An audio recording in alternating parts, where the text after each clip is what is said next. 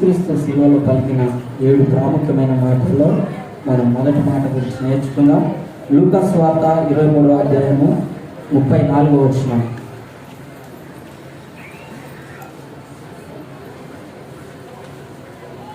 లూకా సువార్త 23వ అధ్యాయము 34వ వచనం. యేసు, తండ్రి, వీరేమి చేయించున్నారో వీరు ఎరుగరు కనుక వీరిని క్షమించమని చెప్పాను. హల్లెలూయా.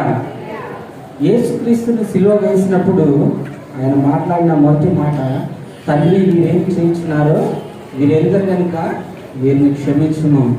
ఈ మాట చెప్పటానికి మనం ఎవరైనా నోటితో ఏదైనా ఎవరైనా చెప్పగలం, కానీ సమస్య వచ్చినప్పుడు ఎలాగ చెప్పాలి? యేసుక్రీస్తు ఏ సిచ్యువేషన్లో ఉండి ఆయన వారిని అందరూ క్షమించాడనే విషయం మనం ఒకసారి గమనించినట్లయితే, ఆ ముందు వారంలో మట్టల ఆదివారం మనందరికి తెలుసు.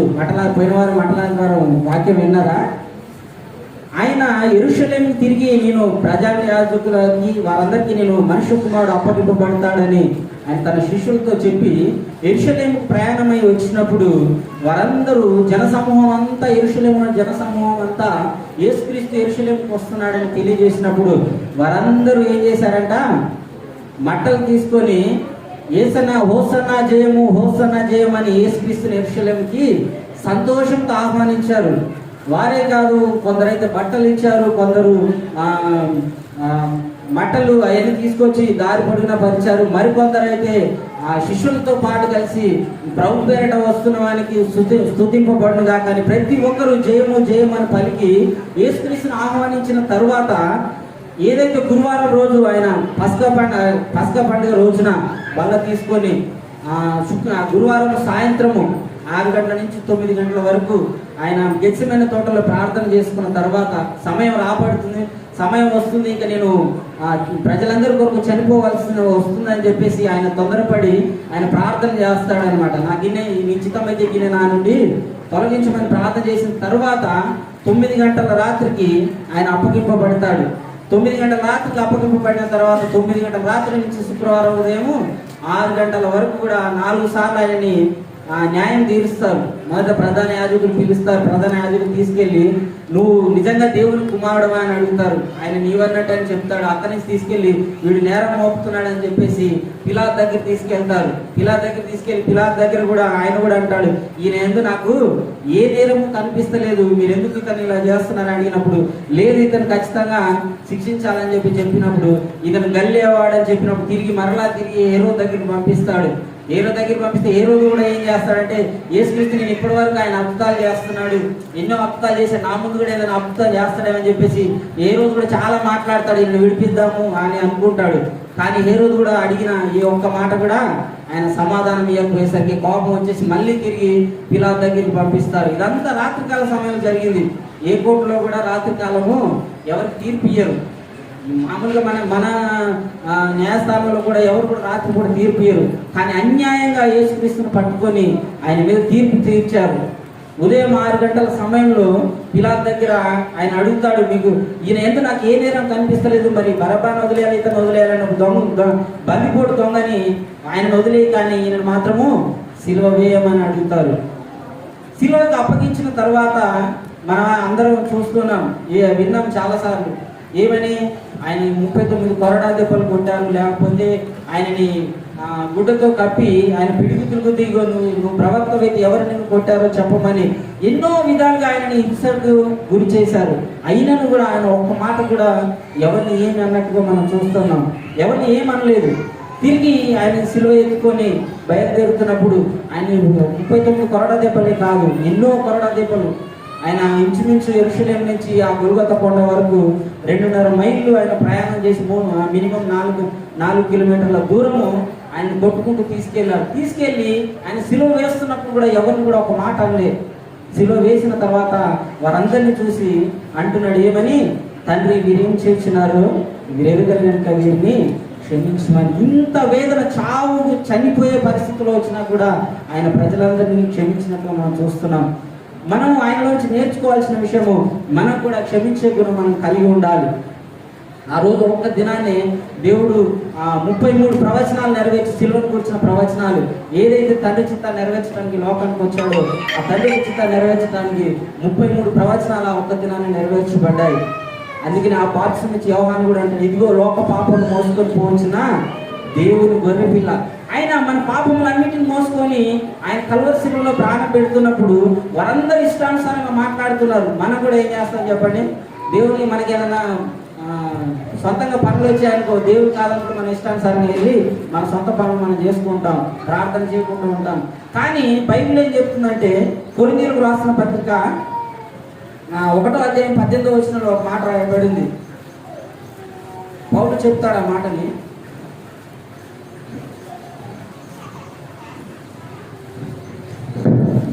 ఎవరైనా చదవండి. కొరింథీయులకు రాసిన మొదటి పత్రిక 1వ అధ్యాయము 18వ వచనం.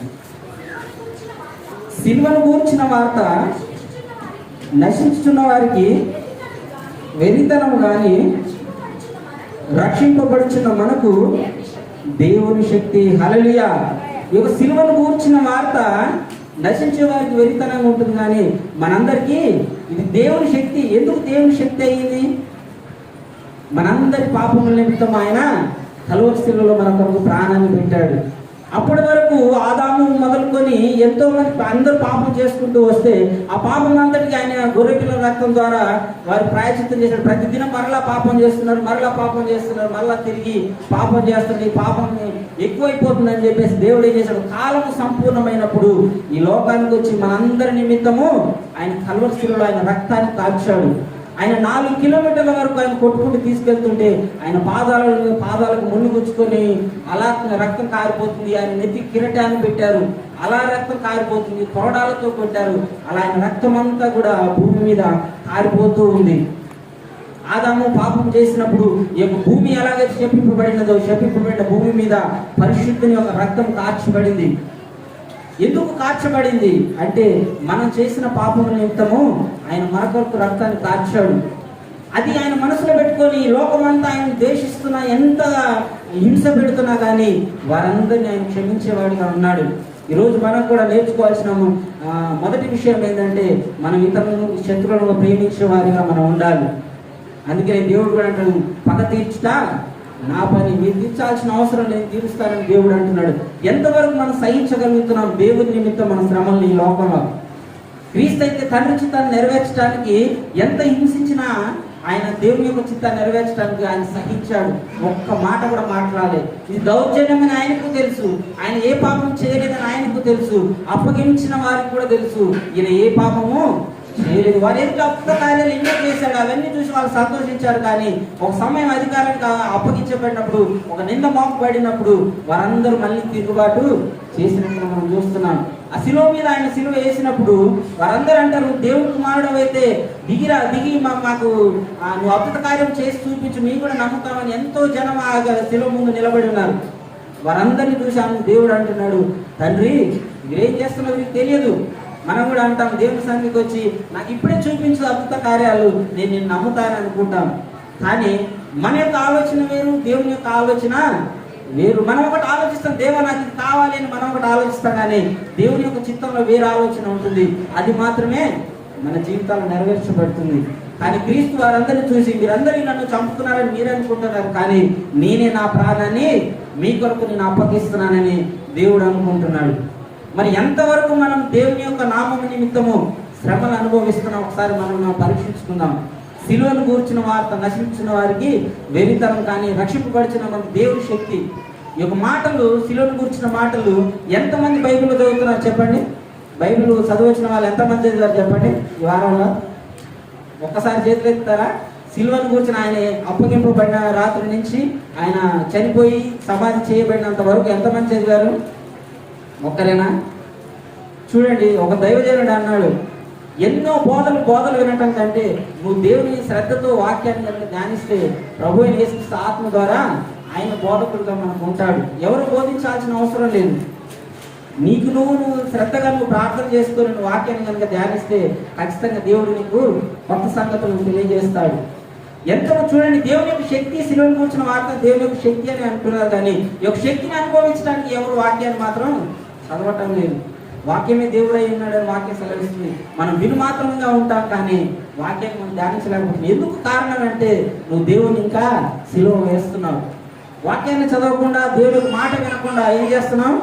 మనం తిరిగి మరలా ఆయన సిలువకు అప్పగించే వారిగా ఉంటున్నాం. మనం ఇంతసేపు విన్నాం. మనం ఏమని పౌలు నీ బ్రతుకు నీ సిలువలో నేను క్రీస్తుతో కూడా సిలువ వేయబడ్డాను. కారణం ఏంటంటే మనమందరం ఆయన రక్షణలోనికి వచ్చాము. ఆయన రక్తం కనుక కార్చకపోతే ఈరోజు మనమందరం రక్షింపబడేవారు కానీ కాదు. కానీ అయినను మనం ఏం చేస్తున్నాం? తిరిగి మరలా పాపం చేసి ఆయనను మరలా సిలువ వేసే వారిగా ఉంటున్నాం. వారు ఒక్కరోజే చేశారు కానీ క్రైస్తవులను బట్టి మనం తిరిగి పాపం చేస్తే మనం ప్రతిదినము ఆయన చంపేస్తున్న వారిగా ఉంటున్నాం. ఎలాంటి జీవితం మనం జీవిస్తున్నాం? ఇతరులను మనం దేవుని కొరకు దేవుని యొక్క నామము నిమిత్తము నిందలు శ్రమలు అనుభవిస్తున్నాం. ఒకసారి పరీక్షించుకుందాం. మనం అలాంటి శ్రమలను అనుభవించకపోతే ఖచ్చితంగా మనం దేవుని యొక్క రాజ్యంలోనికి వెళ్ళలేము. ఎందుకంటే పౌలు కూడా అంటాడు, ఎన్నో శ్రమలు అనుభవించి ఆయన రాజ్యంలోకి వెళ్ళాలి. దేవుని కొరకు ఏ పని చేయకపోతే మనము దేవుని యొక్క రాజ్యంలోకి వెళ్ళలేము. కానీ దేవుడు మాత్రము ఆయన ఎన్ని హింసలు పెట్టినా ఎన్ని శ్రమలు పెట్టినా ఆయన వారందరినీ ప్రేమించే వారిగా ఉండి, తండ్రి వీరేం చేస్తున్నారు మీరు ఎదురుగా వీరిని క్షమించమని ఆయన ప్రేమతో పలికాడు. ఇన్ని శ్రమలు పెడుతున్నా కానీ ఆయన అన్ని బాధలు అనుభవించుకుంటూ ఆయన రక్తం అంతా కూడా కార్చబడింది. ఆయన యెరూషలేము నుంచి ఆ గొల్గొతా కొండ వరకు కూడా ఆయన కొట్టుకుంటూ తీసుకెళ్ళినప్పుడు ఎంతో రక్తం కారిపోయింది. మాట్లాడటానికి కూడా ఆయనకి శక్తి లేకుండా ఉంది. ఇక మొదటి మాట్లాడి 9 గంటల సమయం, ఉదయం శుక్రవారం ఉదయం 9 గంటల సమయం నుంచి మధ్యాహ్నం 12 గంటల వరకు ఆయన 3 మాటలు మాట్లాడతాడు. ఆయన వెలుగులో 3 మాటలు మాట్లాడతాడు. మధ్యాహ్నం 12 గంటల నుంచి 3 గంటల వరకు ఆ దేశం అంతటా కూడా చీకటి కమ్ముతుంది. మిగతా 4 మాటలు ఆయన చీకటిలో మాట్లాడతాడు. ఆ దేశం అంతటి చీకటి కమ్మినప్పుడు మాట్లాడతాడు. ఈ మొట్టమొదటి మాట తన గురించి ఆయన మాట్లాడుకోలేదు. చాలా మంది చూడండి, ఎవరైనా చనిపోయే పరిస్థితుల్లో ఉంటే చూడండి, ఎవరైనా ఏం చేస్తారు? మన వాళ్ళైతే ఆస్తుల గురించి ఏం చెప్తాడు అని దగ్గరికి ఆశగా వెళ్తాడు. ఆస్తి ఏమైనా ఉందా, బంగారం ఏమైనా ఉందని చెప్తాడేమో చనిపోయే మూమెంట్లో. యేసుక్రీస్తు కూడా చనిపోయే మూమెంట్ ఎందుకు ప్రాముఖ్యమైన విషయం? చనిపోయే మూమెంట్లో ఎవరు కూడా అబద్ధాలు మాట్లాడరు. మనం అయితే ఏం చేస్తాం? మన వాళ్ళు ఎవరైనా చనిపోయే పరిస్థితులు ఉంటే వెళ్ళి మనం ఏమైనా ఆస్తి ఉందని చెప్తాడు, అక్కడ అప్పు ఇచ్చాడు, అక్కడ డబ్బు ఉందని చెప్తాడు, బంగారం ఉందని చెప్తారు, సంతోషంగా వెళ్ళి అడుగుతారు, ఏదైనా మాట్లాడతారేమో అని. కానీ ఎవరైనా సరే చనిపోయే మూమెంట్లో ప్రాముఖ్యమైన వారు యేసుక్రీస్తు అయితే తన గురించి మాట్లాడుకోలేదు. ఆయన ప్రజలందరినీ ఉద్దేశించి ఆయన మాట్లాడాడు. మనం కూడా మనం చనిపోయే పరిస్థితుల్లో కూడా దేవుని యొక్క చిత్తాన్ని నెరవేర్చడానికి అనేక ఆత్మల భారం కలిగి మనం కూడా ప్రార్థన చేయాలి. ఇలాంటి ఆలోచన మనం కలిగి ఉండాలి. ప్రభువు యేసుక్రీస్తు ఏ ఆలోచన అయితే కలిగి ఉన్నాడో ఆ ఆలోచన కలిగి ఉండి మనం కూడా మనల్ని చంపేస్తున్నా కానీ దేవుని కొరకు వారిని క్షమించే వారిగా మనం ఉండాలి. క్షమించే వారిగా మనం ఉంటున్నామా ఒకసారి పరీక్షించుకుందాం. ఆయన చేసి మనకు చూపించాడు. ఆయన చేసి చూపించకపోతే వేరు, కానీ ఆయన ఎలా ఉండాలో ఆయన మనకు నేర్పిస్తున్నాడు. అందుకనే మొదటి మాటలో ఉన్న అంశం ఏంటంటే మనం క్షమించే వారిగా ఖచ్చితంగా ఉండాలి. అది ఏ సమస్యలను ఎట్టి పరిస్థితుల్లోనూ సరే మనం ఇతరులను క్షమించే వారిగా ఉండాలి. అయితే ఆయన క్షమించడానికి ముందు ఇవన్నీ మనం చూస్తున్న ఎన్నో శ్రమలు అనుభవించి ఆయన రక్తాన్ని కాచి చివరికి ఆయన ప్రాణం పోతుందని తెలిసినా కూడా ఆయన క్షమించాడు. మనం కూడా మన ప్రాణం పోతుందని తెలిసినా కానీ దేవుని క్షమించే ఇతరులను క్షమించే వారిగా మనం ఉండాలి. అలాగే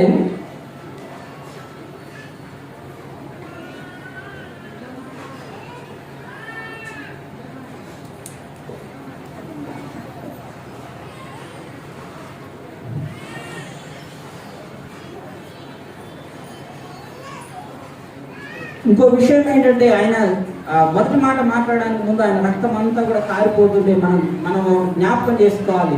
ఆయన పరిశుద్ధమైన రక్తంలో మనం అందరం కడగబడ్డామా లేదా? కడగబడ్డాం. మన పరిశుద్ధమైన రక్తంలో ఎవరైతే కడగబడతారో వారు మాత్రమే రక్షణలోనికి వెళ్తారు. మనందరికి తెలిసిన విషయమే. కానీ మనం ఏం చేస్తామంటే మన ఇష్టానుసారంగా జీవించి ఈ యొక్క హృదయాన్ని మనం చాలా మంది కడుక్కోము. మొదటి మాట క్షమించే మనసు కలిగి ఉంటే మన హృదయాన్ని కొంతవరకు కడుక్కున్నట్టే. ఇలాంటి విషయాలు ఎన్నో ఉన్నాయి. మన దేవుని యొక్క వాక్యం నేర్చుకో ఎన్నో ఉన్నాయి. అవన్నిటినీ ఒకసారి మనం శ్రద్ధగా వాటిని పరిశీలిస్తే చాలా విషయాలు నేర్చుకునే ఉంటాయి. అలాగే కంటిన్యూ మనం రెండో మాట కూడా నేర్చుకున్నాము. రెండో మాట ఏంటి? లూకా సువార్త అదే అధ్యాయం 23వ అధ్యాయం 43వ వచనంలో ఉంటుంది. నేడు నీవు నాతో కూడా పరదేశంలో ఉండవని నిశ్చయంగా నీతో చెప్పుచున్నాను. ఇక రెండో మాట, మొదటి మాట అయితే ఆయన ఇన్ని శ్రమను అనుభవించి ఆయన ఆ మాటను అన్నాడు, అతను క్షమించాడు. రెండో విషయానికి వస్తే రెండో మాట ఎవరి గురించి మాట్లాడాడు? పక్కన దొంగ గురించి మాట్లాడు. మొదటి మాట అందరిని ఉద్దేశించి మాట్లాడు. ఆ రెండో మాట పక్కన వ్యక్తుల గురించి మాట్లాడు. ఆయన చనిపోతున్నా కూడా తన గురించి అయితే ఇప్పటి వరకు మాట్లాడుకోలేదు. రెండో మాట కూడా మొదటి రెండు మాటలు ఇతరుల గురించి మాట్లాడినవి. తర్వాత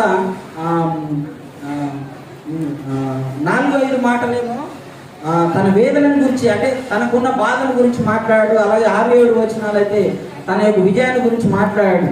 అయితే మన రెండవ మాట విషయానికి వస్తే ఆ సిచ్యువేషన్ మనం చూస్తే యేసుక్రీస్తు సిలువ వేయబడి ఉన్నాడు. కుడి పక్కన ఒక దొంగ, ఎడమ పక్కన ఒక దొంగ సిలువ వేయబడి ఉన్నాడు. ఈ యొక్క విషయాన్ని మనం సాదృశ్యంగా మనం తీసుకుంటే ఒక వ్యక్తి రక్షింపబడ్డాడు, ఒక వ్యక్తి నాశనానికి వెళ్ళిపోయాడు. ఈ యొక్క మాట తండ్రి వీరేమి క్షమించినారో వీరెరుగురు కనుక వీరు క్షమించనే మాట ఎప్పుడైతే కుడివైపున ఉన్న దొంగ విన్నాడో తాను అర్థం చేసుకున్నాడు. ఏమని అర్థం చేసుకున్నాడు? యేసుక్రీస్తు ఈ లోకానికి వచ్చిన కానించి ఆయన జీవితం 3.5 సంవత్సరాల జీవితము ఈ లోకంలో జీవించి ఆయన ఎన్నో అద్భుత కార్యాలు చేశాడు. ఎవరిని మోసం చేయలేదు, ఏమీ చేయలేదు. ఎన్నో అద్భుత కార్యాలు చేసి నిజంగా నేను దేవుని కుమారుడేనని ఆయన నిరూపించుకుంటా వస్తూ ఉంటే జనులందరూ వాటన్నింటినీ చూశారు. కానీ వీటన్నిటిని చూసిన తర్వాత ఎప్పుడైతే అధికారంలో ఉన్న వాళ్ళు ఈయన మీద నింద మోపారో అప్పుడు వాళ్ళందరూ ఆయన యుద్ధం నుంచి పారిపోయినట్టుగా మనం చూస్తున్నాం. ఎవరో అందరు వ్యతిరేకులు అయిపోయారు. నేను కూడా దేవుడి పని చేసేటప్పుడు మంచిగా ఉన్నప్పుడు, అద్భుతాలు జరుగుతున్నప్పుడు, లేకపోతే సంతోషంగా ఉన్నప్పుడు అందరూ మనతో ఉంటారు. కానీ ఎప్పుడైతే మన మీద నింద మోపబడుతుందో అప్పుడు మనం అనుకున్న వారే వదిలి వెళ్ళిపోయే వారిగా ఉంటారు. యేసుక్రీస్తు కూడా చూడండి, ఆయన అద్భుత కార్యాలు చేస్తూ ఉంటే అందరూ వెంబడించారు. దావీదు కుమారుడా అని ఎంతో మంది వెంబడించారు. ఆయన భోజనం 5 రొట్టెలు 2 చేపలు ఇలా భోజనం పెడితే నాకు సంతోషంగా ఆయన వెంబడించారు. కానీ ఆయన అప్పగింపబడినప్పుడు ఎవరైనా సాక్ష్యం చెప్పారా? ఆయనలో పాపం లేదని ఎవరైనా సాక్ష్యం చెప్పారా చెప్పండి? ఒక్కరు కూడా సాక్ష్యం చెప్పడానికి ముందు రాలేదు. చివరికి ఆయన 12 మంది శిష్యులని ఆయనతో పాటు తిప్పుకున్నాడు. 12 మంది శిష్యులు కూడా ఏం చేశారు? ఆయన అప్పగింపబడిన అందరూ పారిపోయినట్లు మనం చూస్తున్నాం. దేవుళ్ళు నేను కూడా దేవుని పని చేసేటప్పుడు మంచిగా ఉంటే అందరూ అద్భుతాలు చేసిన సంతోషంగా ఉన్నప్పుడు అందరూ వచ్చి కలుస్తారు. కానీ ఎప్పుడైతే నిందలు మోపబడతాయో అప్పుడు అందరూ నన్ను ఎవరినైనా విడిచిపోతారు. యేసుక్రీస్తునే విడిచిపోయారు, మనల్ని విడిచిపెట్టలేరా? కానీ దేవుని యొక్క చిత్తం నెరవేర్చడానికి ఆయన ఆఖరి రక్తం కొట్టి కార్చేంత వరకు కూడా, తన ప్రాణం పోయేంత వరకు కూడా తండ్రి యొక్క చిత్తాన్ని నెరవేర్చడం కోసమే ఆయన ఆలోచన కలిగి ఉన్నాడు. అందుకనే చివరి మాటల వరకు వెళ్తే అన్నిటి సమాప్తం చేశాడని అంటాడు. ఏం సమాప్తం చేశాడంటే దేవుని యొక్క చిత్తం ఏదైతే పాపం వల్ల మనం అందరం నరకానికి వెళ్తున్నామో ఆ నరకం నుంచి వెళ్లకుండా ఆయన పరలోక రాజ్యానికి వెళ్ళటానికి ఆయన పరిశుద్ధమైన రక్తాన్ని బలిగా అర్పించాడు. ఆయన సజీవ యాగంగా తన ప్రాణాన్ని అర్పించాడు. ఆ ఆలోచన కలిగి ఉన్నాడు. మనం కూడా మన జీవితంలో ఏం కలిగి ఉండాలంటే మన ప్రాణం పోయే అంత వరకు కూడా ఎవరు తోడు ఉన్నా లేకున్నా దేవుని యొక్క చిత్తాన్ని నెరవేర్చాలి. హల్లెలూయా! నెరవేరుస్తారా? ఎవరు సపోర్ట్ చేస్తలేదు. అర్థమవుతుందని మాట్లాడే స్పీడ్గా మాట్లాడుతున్నాను కూడా. ఎందుకంటే చాలా రోజుల తర్వాత మాట్లాడుతున్నాను కాబట్టి స్పీడ్గా ఉంటుంది. అర్థమైతే చెప్పండి హల్లెలూయా. నేను దేవుని కొరకు నా ప్రాణం పోయేంత వరకు కూడా నేను వాడబడతాను అని ఒక్కసారి గట్టిగా హల్లెలూయా చెప్పండి. అయితే ఈ యొక్క సమస్య దొంగ ఆలోచన చేసుకున్నాడు. ఇన్ని అద్భుత కార్యాలు చేశాడు, వీళ్ళు అన్యాయంగా ఆయన దౌర్జన్యంగా ఆయన మీద పాపం ఒక్కటి కూడా మోపబడకుండా ఆయన సిలువకు అప్పగిస్తే ఆయన కొరడాలతో కొట్టారు. 39 కొరడా దెబ్బలని మనం అనుకుంటా, కానీ ఆయన దారి పొడుగున ఏంటంటే ఇష్టం వచ్చినట్టు కొట్టేశారు. ఆయన రక్తం అంతా కారిపోతుంది. ఆయన సిలువ మేకలు కొడుతున్నారు. మేకలు కొడుతుంటే కూడా తండ్రి మీరేం చేసిన వీరు ఇంత ప్రేమ చూపిస్తున్నాడు అని చెప్పేసి దొంగ ఆలోచన చేసుకున్నాడు. కుడివైపున దొంగ తన మనసును మార్చుకున్నాడు. ఎడవైపున దొంగ అయితే అంటాడు, నువ్వు నిజంగా దేవుని కుమారుడు అయితే సిలువ నుంచి దిగి మమ్మల్ని కూడా రక్షించాడు. మనం కూడా సమస్య వచ్చిన మనం ఏమంటాం? నువ్వు దేవుడు అయితే నాకు ఈ కార్యం జరిగించంటాం. కానీ దేవుని యొక్క చిత్తము వేరుగా ఉంటుంది. ఇజ్రాయెల్ మీకు ఒక సంభాషణ చెప్తే, ఇజ్రాయెల్ అందరూ కూడా ఐగుప్తు నుంచి మోషే తీసుకెళ్తున్నప్పుడు ఎర్ర సముద్రం దగ్గరికి వస్తారు. ఎర్ర సముద్రం దగ్గరికి వచ్చి అందరు అక్కడ ఆ రాత్రి ఉంటే ఐగుప్తు సైన్యం అంతా వస్తుంది. ఐగుప్తు సైన్యం అంతా వచ్చి వీరు చంపేద్దాం లేదంటే బానిసగా తీసుకొని వెళ్దామని ఫిక్స్ అయ్యి వస్తారు. ఆ యొక్క ఐగుప్తు రథాలను చూసినప్పుడు భయం, ఇజ్రాయేల్ అందరూ వణికిపోయి, మోషే ఐగుప్తులో మాకు సమాధులు లేవని ఇక్కడ తీసుకొచ్చావా అని ఆయన మోషే మీదుగా సనుక్కుంటారు అందరూ. సనుక్కున్నప్పుడు మోషే కూడా అర్థం కాక ఏం చేస్తాడంటే దేవుడు ప్రార్థన చేస్తాడు. దేవుడు ప్రార్థన చేస్తే దేవుడు అంటాడు, నువ్వు నాకెందుకు ప్రార్థన చేస్తున్నావు, నీ కర్రను తీసి నీటి మీద కొట్టు, అప్పుడు నీ 2 పాయలుగా చేద్దామని చెప్పినప్పుడు ఆయన ఆ పని చేసినప్పుడు వాళ్ళందరూ అనుకున్నారు, ఇజ్రాయేల్ అందరూ, ఇంకా మాకు మార్గమే లేదు, ఇంకా నేను చావాల్సిందే అనుకున్నారు. కానీ దేవుడి దృష్టిలో ఏ మార్గం ఉంది? ఎర్ర సముద్రాన్ని చీల్చే గొప్ప మార్గము, కొత్త మార్గం ఉంది. హల్లెలూయా. నీ జీవితం నా జీవితంలో కూడా మనకి ఏ మార్గం లేదనుకుంటాం, నేను చావాల్సిందే అని అనుకుంటాం. ఈ రోజుల్లో చాలా మంది చనిపోతుంది, నేను చావాల్సిందే అనుకుంటా. కానీ నువ్వు దేవుడిని ఆశ్రయిస్తే ఖచ్చితంగా దేవుడు నీ జీవితంలో కొత్త మార్గాన్ని ఇస్తాడు. మనకి ఆలోచన మనం కలిగి ఉండాలి. మనకి తెలియకపోవచ్చు, కానీ దేవుడికి తెలుసు. ఈ సృష్టిని అంతా కూడా ఆయన సృష్టించాడు. ఆయన మాటకి లోబడుతుంది. ఆయన లేనిది ఉన్నట్టుగా చేయగలడు, ఉన్నది లేనట్టుగా చేయగలడు. ఈ విషయాన్ని ఒక దొంగ గ్రహించాడు. ఇన్ని శ్రమలు ఆయన పెడుతున్నా కానీ ఆయన ఒక్క మాట కూడా వాళ్ళ మీద నోరు తెరవలేదు. మనమైతే చూడండి, ఒక దెబ్బ కొట్టామంటే ఆగుతామా? ఎంత కాడికైనా మనము చేస్తాము. కొందరు ముందైతే అంత ఎవరైనా పెద్దవాళ్ళు ఉంటే తప్పించుకుంటారేమో, కానీ ఎవరు లేనప్పుడైతే ఏమైనా చేస్తారు. నోటితో కానీ చేతులతో కానీ ఏదైనా చేస్తాము. కానీ ప్రభువుని యేసుక్రీస్తు అలా చేయలేదు. స్వేచ్ఛ ఉంది ఆయనకి, కానీ దేవుని యొక్క చిత్తం నెరవేర్చడానికి కోసము ఆయన మౌనంగా ఉన్నాడు.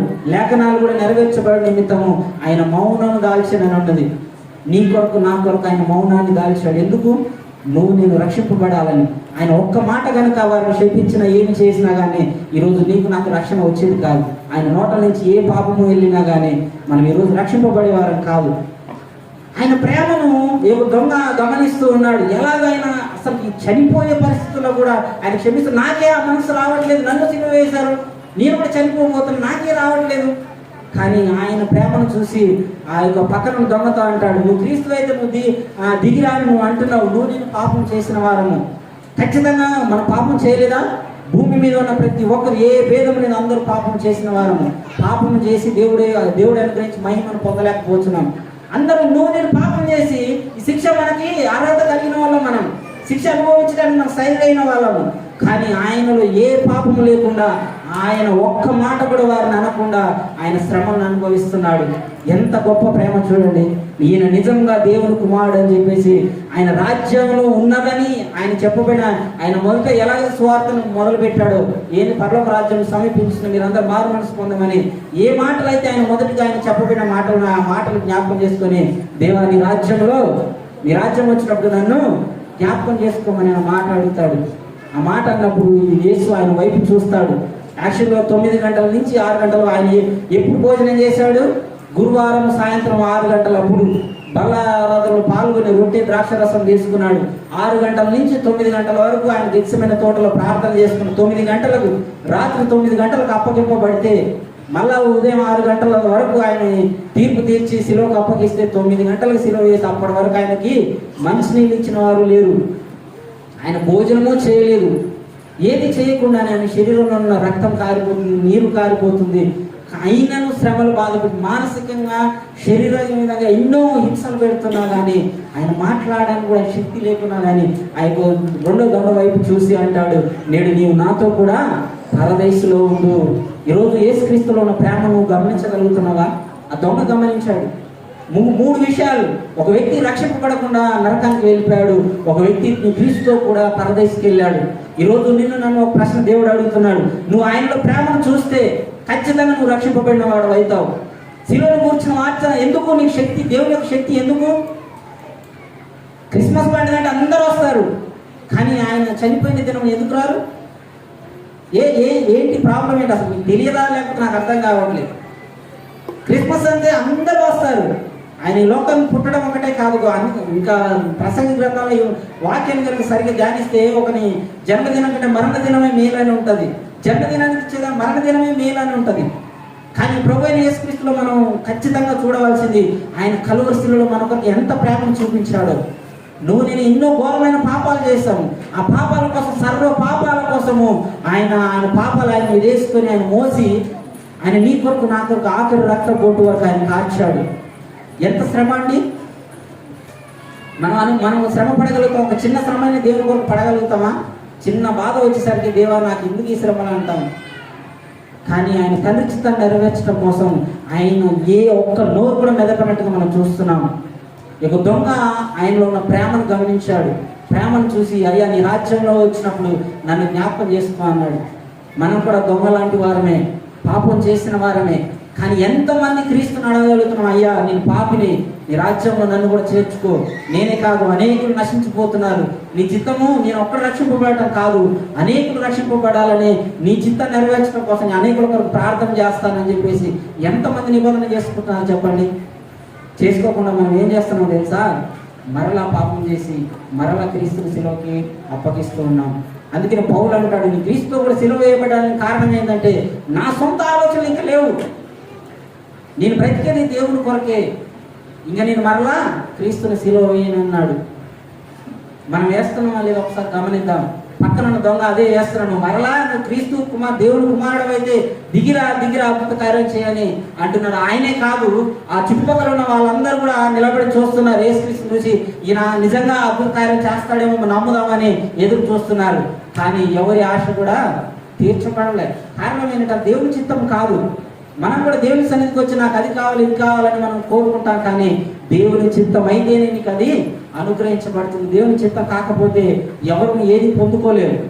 వారందరూ అనుకుంటున్నారు నువ్వు క్రీస్తు అయితే దిగిరా, నేను నీ మాట వింటాము, నేను నమ్ముతామని అనుకుంటారు. కానీ ఈ యొక్క రెండో మాట మాట్లాడే దొంగ మాత్రము ఆయన ఉన్న ప్రేమను చూశాడు. రక్తం కారుతున్న ఎంత ప్రేమతో ఆయన మాట్లాడే స్థితి లేకున్నా కానీ ఆయన వారందరినీ క్షమించాడు. నన్ను కూడా ఆయన క్షమిస్తాడని చెప్పేసి ఆయన పాపం ఆయనతో ఒప్పుకున్నట్టుగా మనం చూస్తున్నాం. నేను కూడా ఆయన ఉన్న ప్రేమను చూసి ఆయన ప్రేమ, ఆయన కరుణ కృప వలనే ఈరోజు రక్షింపబడ్డాము. మరలా పాపం చేస్తే ఆయన ప్రేమను కృపను బట్టి నువ్వు గనుక ఆయన వేడుకుంటే మనమందరం పరిశుద్ధులుగా నీతిమంతులుగా తీర్చబడతాం. ఎవరు కూడా నీతిమంతులం కాదు, కానీ దేవుని యొక్క కృప చేతనే మనమందరము రక్షింపబడం. మీరు అనుకోవచ్చు దేవుని రక్షణ పొందుకున్నాను, నా పాపం అంతా కడగబడింది, మరలా పాపం చేస్తే క్షమించబడతానని మీరు అనుకోవచ్చు. కానీ క్రీస్తు కార్చిన ఆ రక్తము నువ్వు ఈరోజు పాపం చేస్తావా, ఈరోజు ఒక్కరోజుకే కాదు, అది భవిష్యత్తులోనూ ఇంతకుముందు చేసిన పాపం నిమిత్తము, ప్రజెంట్ నువ్వు చేస్తున్న పాపం నిమిత్తము, నువ్వు ఫ్యూచర్లో ఏదైతే పాపం చేయబోతున్నావో వాటన్నిటి నిమిత్తము ఒక్కసారి కలువరి శిలువలో ఆయన ప్రాణాన్ని పెట్టాడు. హల్లెలూయా. నువ్వు పాపము ఇంకా చేయబోతున్నావేమో, నీకు తెలియకపోవచ్చు, చేస్తావేమో, కానీ దేవుడికి తెలుసు. అందుకోసం 2000 సంవత్సరాల క్రితము ఈ లోకానికి వచ్చి నీ కొరకు నా కొరకు ఆయన ప్రాణాన్ని పెట్టాడు. ఏ పాపమైనా, ఎలాంటి పాపమైనా కానీ ఆయన క్రీస్తు రక్తంలో కడగబడుతుంది. ఇజ్రాయేల్ అందరినీ విడిపించడానికి ఐగుప్తు దేశంలో మోషే వెళ్ళినప్పుడు చివరిగా వాళ్ళందరికీ ఆ మరణ దూత వచ్చినప్పుడు వారందరూ ఎలా రక్షింపబడ్డారు? వారికి ఇంటి గవనికి, గొర్రె పిల్లకి రక్తం ఎవరి ఇంటి గవనికి అయితే అంటించబడిందో ఆ ఇల్లులన్నీ కూడా రక్షింపబడ్డాయి. మిగతా గవనులన్నీ కూడా వారందరూ రోదన వేతను చూడాల్సి వచ్చింది. వారికి మొదటి తొలుసులు అందరూ చనిపోయారు. ఈరోజు నీ హృదయానికి నా హృదయానికి క్రీస్తు రక్తం కావాలి. హల్లెలూయా. క్రీస్తు రక్తంతో ఎవరైతే కడగబడతారో వారు మాత్రమే రక్షింపబడతారు, ఇంకా మిగతా ఎవరు రక్షింపబడరు. క్రీస్తు రక్తం లేకపోతే ఖచ్చితంగా నువ్వు సాతానుకు అప్పగింపబడతావు. నువ్వు అగ్నిగుండంలో నేను వెళ్ళవలసిన వారమై ఉంటాం. ఎంతమంది క్రీస్తు రక్తంలో కడగాలని ఆశ కలిగి ఉన్నారు? వారందరూ ఖచ్చితంగా ప్రతి దినము మీరు పడుకున్నప్పుడు లేచినప్పుడు నేను ఏమైనా పాపం చేశానేమో దేవా నన్ను కరుణించమని ప్రతి ఒక్కరు ప్రార్థన చేయాలి. దొంగ కూడా ఆ రోజు ఆయనకు అవకాశం వచ్చింది, చివరి ప్రాణం పోయే పరిస్థితిలో అవకాశం వచ్చింది. ఆ అవకాశాన్ని ఆయన సద్వినియోగం చేసుకున్నాడు. ఈరోజు నీకు నాకు ఈ అవకాశం వచ్చింది. మరి ఎంతమంది సద్వినియోగం చేసుకుని ఒకసారి పరీక్ష చేసుకుందాం. దేవుడు ఆ వ్యక్తితో అన్నాడు, నీవు నాతో కూడా పరదేశంలో ఉండు, నీతో నాతో కూడా ఆయన మాట అంటాడు. నువ్వు కనుక ఆయన అడిగితే ఖచ్చితంగా నీవు నాతో కూడా సింహాసనం ముందు కూర్చుంటావు. హల్లెలూయా. ఆయన అంటాడు. ఎందుకన్నా మనల్ని ప్రేమించి ఎంతగా ప్రేమించాడంటే ఆయన సొంత కుమారుని లోకానికి పంపించి ఆయన ప్రాణాన్ని పెట్టి అంతగా ప్రేమించాడు. దేవుడు లోకముని ఎంతో ప్రేమించను, తన కుమారుని లోకానికి పంపించాడు మనల్ని ప్రేమించి. కానీ మనం ఏం చేస్తున్నామంటే ఆ ప్రేమకు అర్హులుగా ఉన్నప్పుడు మన ఇష్టానుసారంగా జీవితాన్ని గడిపేస్తున్నాం. దేవుని సన్నిధికి వస్తేనే నీ పరలోక రాజ్యానికి వెళ్తామని అనుకుంటున్నాం. కానీ సిలువను కూర్చున్న వార్త ఎంతమంది మనసులో ఉంది? మీరు ఒకసారి ఆలోచించుకోండి. ఎంతమంది చదివారు బైబిల్ని? చదువు వచ్చిన వాళ్ళు, చదువు రాని వాళ్ళు అంటే చదువు వచ్చిన వాళ్ళు ఎంతమంది సిలువను కూర్చున్న వార్త చదివారు. అందుకని పౌలు అంటే సిలువను కూర్చున్న వార్త నశించిన వారి వేదితనం కానీ రక్షింపబడుచున్న మనకు దేవుని శక్తి. ఎందుకు దేవుని శక్తి? ఎంతటి పాపమైనా అది క్షమించబడుతుంది. మరి ఆ విషయాన్ని మనం గమనించకుండా మన బైబిల్ చదవకుండా ఉంటే ఏం ఉపయోగం మనకు చెప్పండి దేవుని సన్నిధికి వచ్చి? హల్లెలూయా. విన్నారు కదా ఇప్పటి వరకు మొదటి మాట, రెండో మాట విన్నారు కదా. ఇంకా హాఫ్ అన్ అవర్ ఉంది. హాఫ్ అన్ అవర్ లో మరి మీరు ఎంతసేపు చెప్తారో నాకు తెలియదు. దేవుడి యొక్క వాక్యాన్ని దీవించి ఆశ్రయించి మనకి విడుదల స్థిరపరచుకున్నాక లేవాలి. మూడో మాట ఎవరు? నీ ఇష్టం. మరి ఎక్కువ టైం తీసుకో. 10 నిమిషాలు, మినిమం 15, మినిమం 10 లేదంటే 15 కంటే కూడా ఎక్కువ చెప్పొద్దు దయచేసి. ఎందుకంటే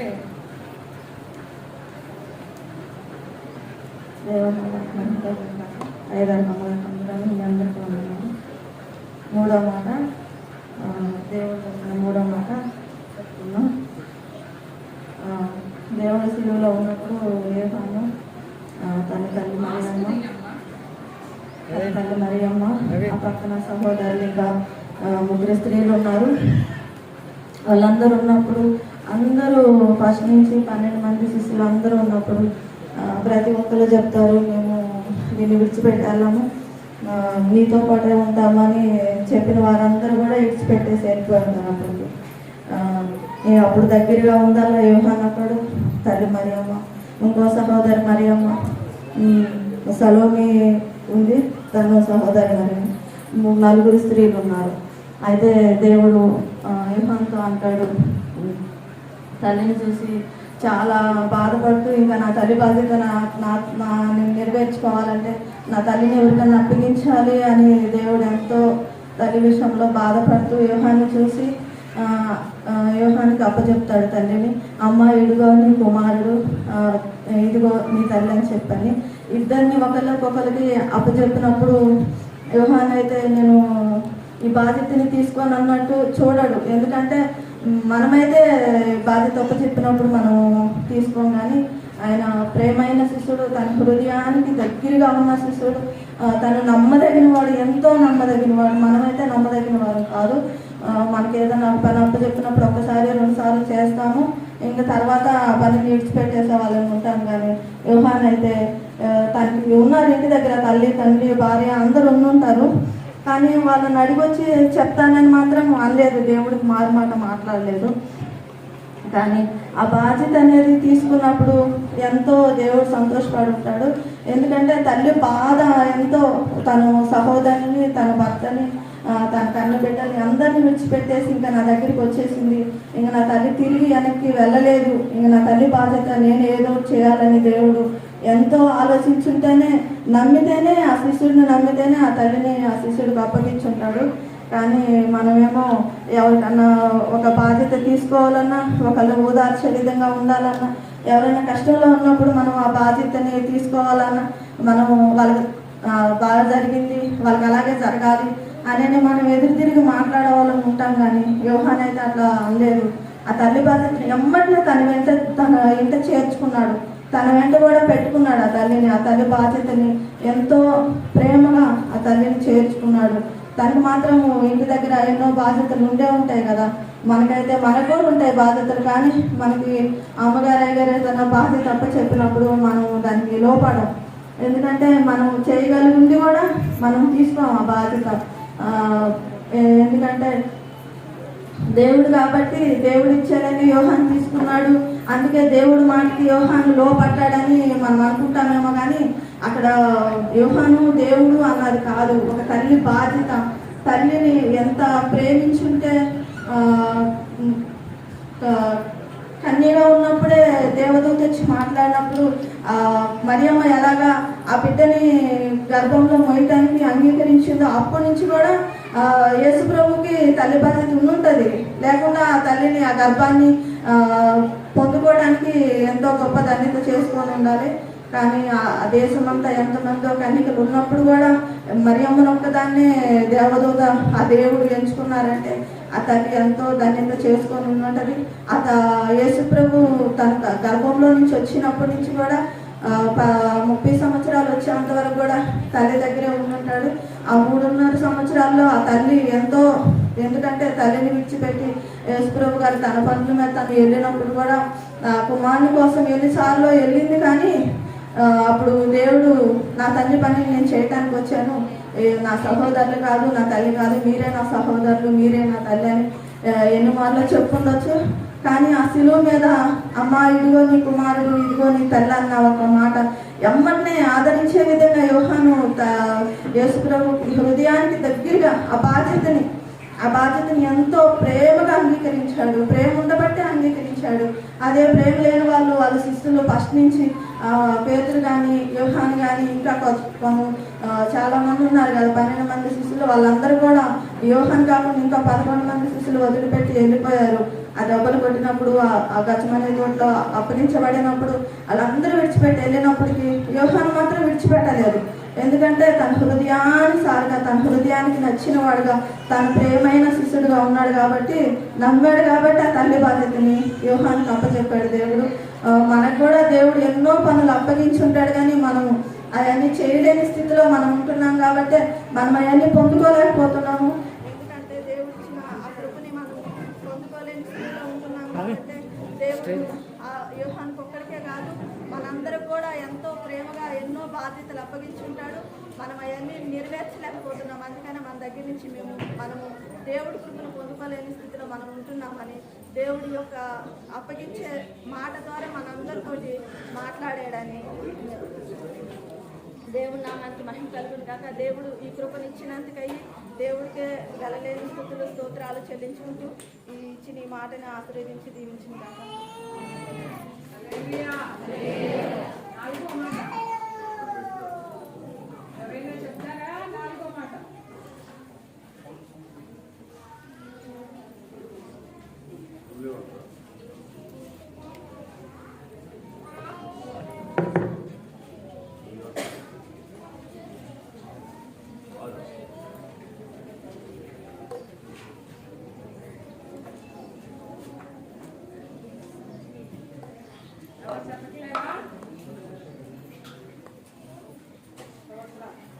మన సంఘంలో చెప్పేవాళ్ళు కూడా ఏం మాట చెప్పేవాళ్ళు కూడా ఆశ అందరి కోసం ఆయన్ని పాపముగా చేసి, ఆయన పాపి కాదు, పాపముగా చేయబడ్డాడు.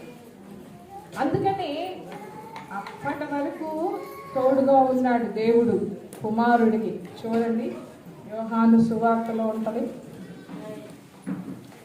ఎలా ఎప్పుడు కూడా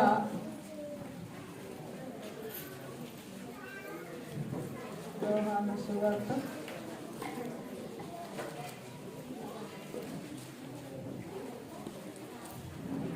8వ అధ్యాయం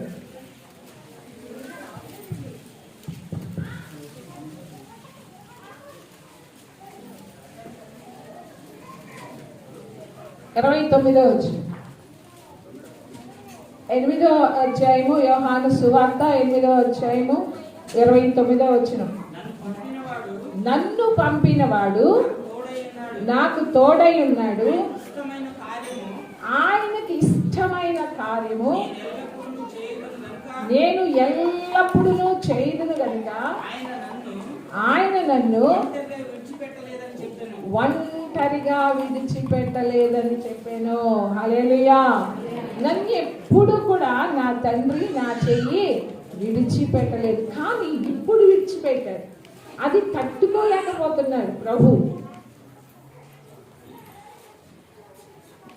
అంటే తండ్రి చెయ్యి విడిచిపెడితే తట్టుకోలేకపోతున్నాడు ప్రభు. మనం దేనికి తట్టుకోలేకపోతాం?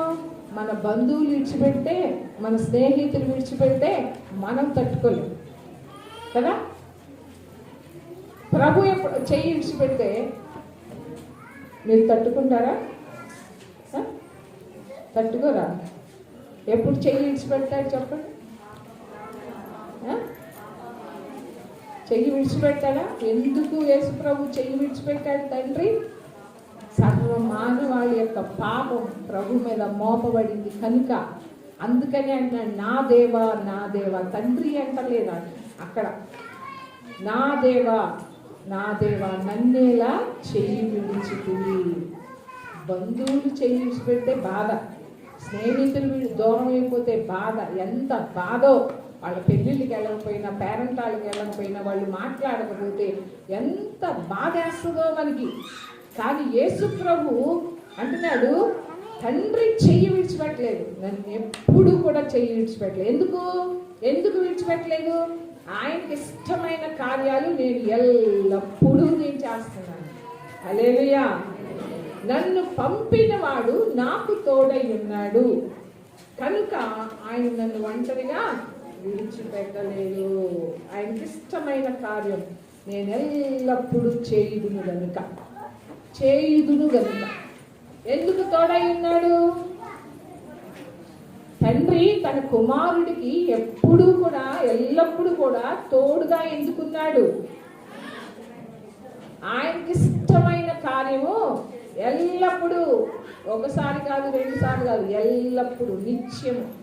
అందుకనే ప్రభువుని తండ్రి ఏమంటాడు, ఇదిగో ఈయన నా ప్రియ కుమారుడు, ఈయన యందు నేను ఆనందించుచున్నాను. ఎందుకంటే ఆయనకి ఇష్టమైన కార్యాలు చేస్తున్నారు కాబట్టి ప్రభు తండ్రికి ఇష్టడుగా ఉన్నాడు. నేను ఎల్లప్పుడూ చేయుదును. మనం ఏం చేస్తాం? ఎల్లప్పుడూ చేసేవారిగా ఉంటున్నామా? ఆయనకి ఇష్టమైన కార్యమేనా మనలో ఉన్నాయి? ఆయనకి అయిష్టమైన కార్యాలు మనలో లేవా? అబద్ధాలు లేవా? వ్యభిచారం లేదా? దొంగతనాలు లేవా? తాగుడు లేదా? గర్వం లేదా? ఇవన్నీ ఏంటి? ఆయనకి ఇష్టమైనవా? ఆయనకి ఇష్టమైనవి కాదు. కానీ ప్రభు అన్నారు, ఆయనకి ఇష్టమైనవే నేను ఎల్లప్పుడూ నేను చేస్తాను. హల్లెలూయా. నువ్వు అంటావా? నువ్వు నేను అనగలుగుతామా? నేను ఎల్లప్పుడూ ఆయనకి ఇష్టమైన కార్యమే నేను చేస్తాను, ఆయనకి ఇష్టమైన పని చేస్తాను. ఆయనకి ఇష్టం లేని నేను చేయను. ఆయనకి ఇష్టం లేని పని ఏంటి మనకు అందరికీ తెలుసు. ఆయనకి ఇష్టమైన పని చేస్తున్నావు నువ్వు ఎల్లప్పుడూ. ఆయనకి ఇష్టమైన పని నువ్వు చేస్తే ఎప్పుడు దేవుడు మనకి తోడుగా ఉంటాడు. హల్లెలూయా. ఎల్లప్పుడూ నాకు తోడుగా ఉంటాడు. నేను ఎల్లప్పుడూ ఆయనకి ఇష్టమైన కార్యాలు చేస్తున్నాను కాబట్టి ఆయన ఎల్లప్పుడూ నాకు తోడుగా ఉంటాడు. అందుకని అన్నాడు ప్రభు, ఇప్పుడు చెయ్యి విడిచిపెట్టేశాడు. అంతకుముందు ఎంతమంది చెయ్యి విడిచిపెట్టేశారు. ఎంతోమంది పట్ల అద్భుతాలు చేశాడు, ఆశ్చర్య కార్యాలు చేశాడు, మేలులు చేశాడు. అవన్నీ కూడా మర్చిపోయారు జనాలు.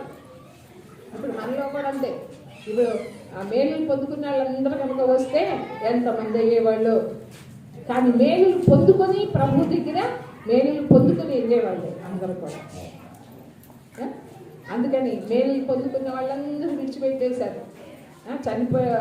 లాజరు చనిపోయినప్పుడు తిరిగి బతికించాడు, రక్తస్రావం గల స్త్రీని స్వస్థపరిచాడు, గుడ్డివారికి కళ్ళు తెచ్చాడు, చెవిటి వారికి వీరికెడిచ్చాడు, మోగవారికి మాట ఇచ్చాడు. ఎన్నో అద్భుతాలు, ఎన్నో ఆశ్చర్య కార్యాలు చేశాడు. కానీ ఎవ్వరూ కూడా తోడుగా రాలేదు. అందరూ చెయ్యించిపెట్టారు. ఆ కష్టంలో చెయ్యించిపెట్టారు. మనం కూడా అంతే. మన బంధువులు కావచ్చు, స్నేహితులు కావచ్చు, వాళ్ళు బాగుంటేనే వెళ్తాం. వాళ్ళు సంతోషంగా సుఖంగా ఏ బాధలు లేవంటేనే వాళ్ళ దగ్గరికి వెళ్తాం. కానీ వాళ్ళకి ఒక కష్టం ఉందంటే మనం ఎవరు వెళ్ళాం వాళ్ళ దగ్గరికి. ఎందుకంటే వెళ్తే మళ్ళీ మనల్ని అడుగుతారు కదా. అందుకని ఎప్పుడూ కూడా కష్టంలో ఉన్న వాళ్ళ దగ్గరికి వెళ్ళాం, సుఖంగా ఉన్న వాళ్ళ దగ్గరికే వెళ్తాం. కానీ మన ప్రభు అలా కాదు. ప్రభు పిల్లలమైన మనం కూడా అలా ఉండకూడదు. వాళ్ళు కష్టంలో ఉన్నప్పుడు, దుఃఖంలో ఉన్నప్పుడు, బాధలో ఉన్నప్పుడు మనం వెళ్ళాలి వాళ్ళ దగ్గరికి. సుఖంగా ఉన్నప్పుడు నువ్వు వెళ్ళినా ఒకటే, వెళ్ళకపోయినా ఒకటే. హల్లెలూయా. కానీ ప్రభు కష్టంలో ఉన్నప్పుడు ఎవ్వరూ కూడా అందరూ విడిచిపెట్టేశారు. శిష్యులు కూడా విడిచిపెట్టేశారు. అందరూ విడిచిపెట్టేశారు. కాబట్టి మనము ఎవరైనా కష్టాల్లో ఉన్నప్పుడు వాళ్ళని మనం విడిచిపెట్టకూడదు. ఆ కష్టంలోనే మనం తోడుగా ఉండాలి, బాగున్నప్పుడు కాదు. హల్లెలూయా. అందుకని అందరూ చెయ్యి విడిచిపెట్టారు. అందరూ చెయ్యి విడిచిపెట్టిన కూడా ప్రభు బాధపడదు. కానీ తండ్రి ఎప్పుడైతే చెయ్యి విడిచిపెట్టాడో ఇప్పుడు చాలా వేదన, చాలా బాధపడ్డాడు. నేను ఎప్పుడు ఒంటరిగా ఉండలేదు, ఎప్పుడు ఎల్లప్పుడూ నాకు తోడుగా ఉన్నాడు నా తండ్రి. కానీ ఇప్పుడు ఆ చెయ్యి విడిచిపెట్టేసరికి ఆ బాధని, ఆ వేదనని తట్టుకోలేకపోయాడు. అందుకని నా దేవా నన్నేలా చెయ్యి విడిచిపెట్టాడు. హల్లెలూయా. సరే, 5వ మాట.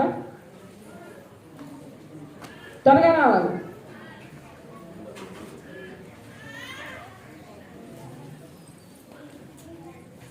పదే 10 నిమిషాలు లేకుండా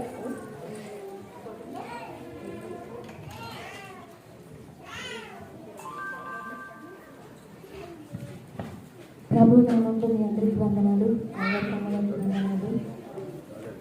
5వ మాట యోహాను సువార్త 19వ అధ్యాయం 5వ వచనం.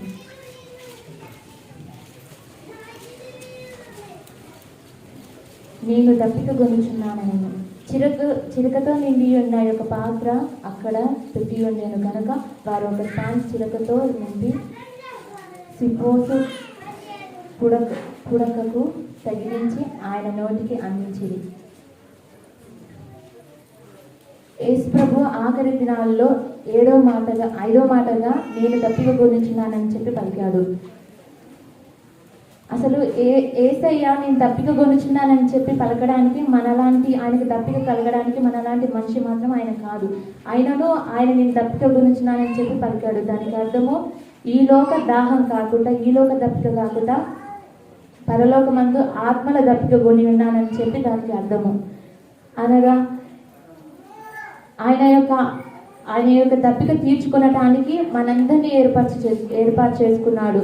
ఆనాడు పౌలు, సీలను, పేతురును వీరందరినీ ఏ రకంగా ఏర్పాటు చేసుకున్నారో ఈనాడు కూడా మనల్ని కూడా అదే విధంగా ఏర్పాటు చేసుకున్నారు. వాళ్ళైతే ఆయన ఏర్పాటు చేసుకున్న ప్రకారము, ఆయన చెప్పిన ప్రకారంగా చేసి ఉన్నారు.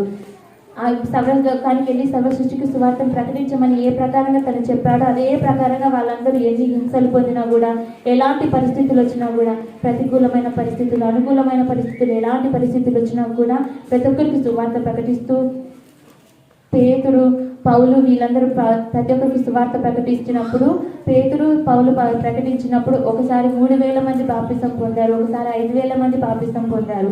వీళ్ళందరూ ఈ విధంగా అందరికి సువార్త ప్రకటించి వాళ్ళు బాప్తిసం పొందినప్పుడు దేవుడైన మన యెహోవా యొక్క దప్పిక తీర్చుకొని ఉన్నాడు. అదేవిధంగా మనము ఈ ప్రకారంగా మనం కూడా అందరికి సువార్త ప్రకటించి ఆయన దప్పిక తీర్చాలని చెప్పి ఈ యొక్క మాటకు అర్థము. అసలు యేసు ప్రభు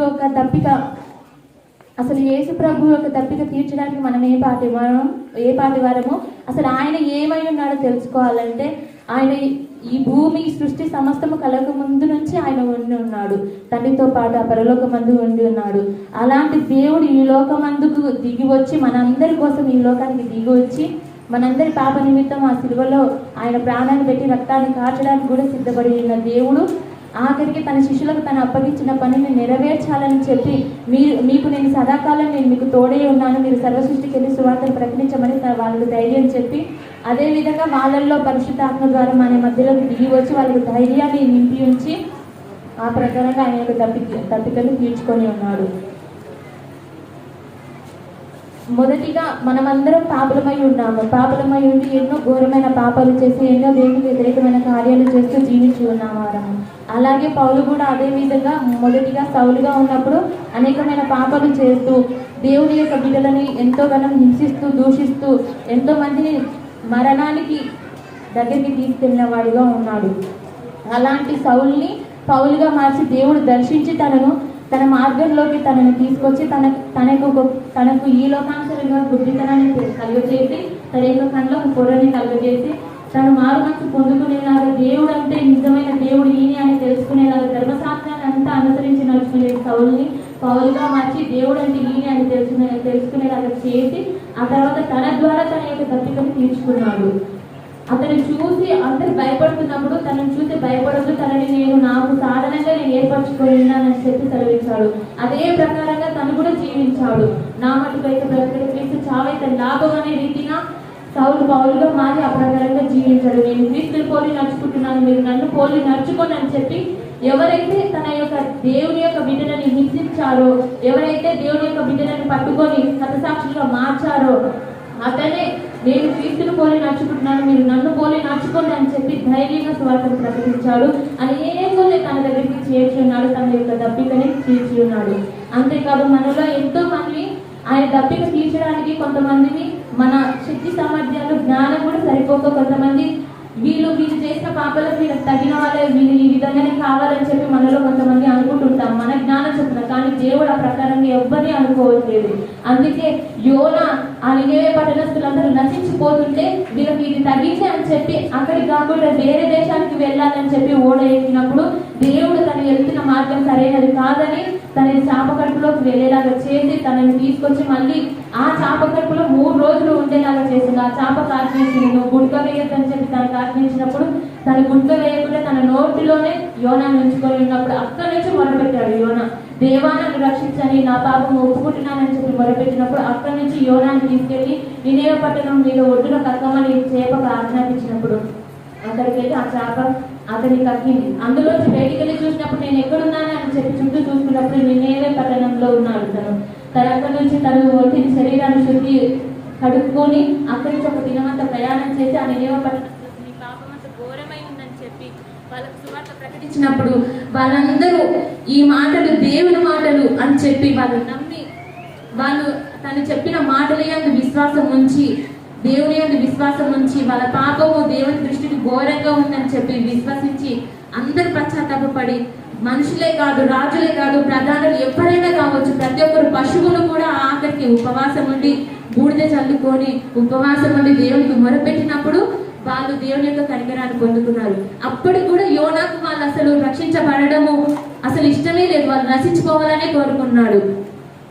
అతను ఆలోచించి తన ప్రకారంగా ఆలోచించాడు, కానీ దేవుడు ఆ ప్రకారంగా ఆలోచించలేదు.